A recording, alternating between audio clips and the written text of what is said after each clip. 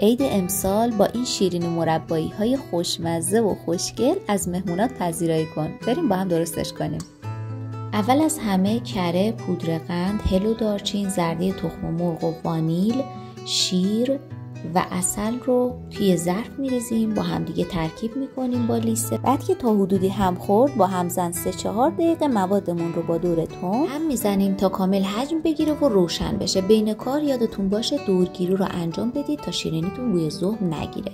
تو مرحله بعد آردمون رو کم کم روی مواد الک میکنیم تا زمانی بچه آرد رو اضافه کنید که خمیرتون در حدی بشه که به دست نچسبه. شاید برای شما همه آرد رو نیاز نداشت، چون جنس آردها توی شهرهای مختلف ممکنه سبکتر یا سنگین‌تر باشه. بعد از اون خمیر رو میذاریم توی نایلون و میذاریم یخچال تا استراحت کنه.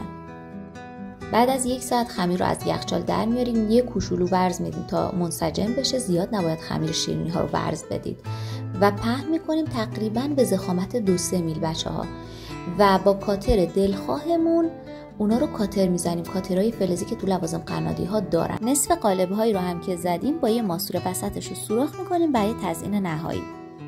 میذاریم توی فر طبقه وسط با دمایی 160 درجه به مدت 10 دقیقه. زیاد نذارید بچه‌ها بپزه چون خوش میشه شیرینی هاتون. در حدی که مغز پخت بشه کافیه. مرحله بعد که خیلی هم جذابه تزیینه، روشون رو اول با شربت بار من یه تعداد رو شربت میزنم و میزنم توی پودر پسته، یه تعدادش هم پودر نارگیل میزنم و یه تعداد دیگه از شیرینی ها رو میام روشون رو شکلاتی که بنماری کردم با حرارت غیر مستقیم میریزم و تکونشون میدم تا یه مقدار شکلات روشون صاف بشه سطحش و بعد روش رو با گلبرگ تزیین میکنم. وقتی شکلات خودشون رو گرفتن آروم از روی اون سطح توری جدا میکنم، میذارم روی توری بچه که شکلات اضافه بریزه تو بشقاب و دوباره بتونم ازشون استفاده کنم. ببینید بقیه هم از شکلات کاکائویی استفاده میکنم و آخر سر یه رده شکلات سفید برای تزیین ریختم روشون. مرحله آخرم از مارمالاد آلبالو و هویج من استفاده کردم برای مغزیشون. شما میتونید از انواع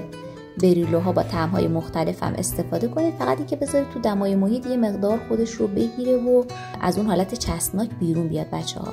و یه نکته خیلی مهم، اول شیرینیاتون یه مقدار خشکه ولی وقتی تا 24 ساعت بذارید تو دمای محیط بمونه رطوبت مارمالاد یا مرباتون به شیرینی ها نفوذ میکنه و اون طعم و خوشمزگی اصلیش رو پیدا میکنه. نوش جان.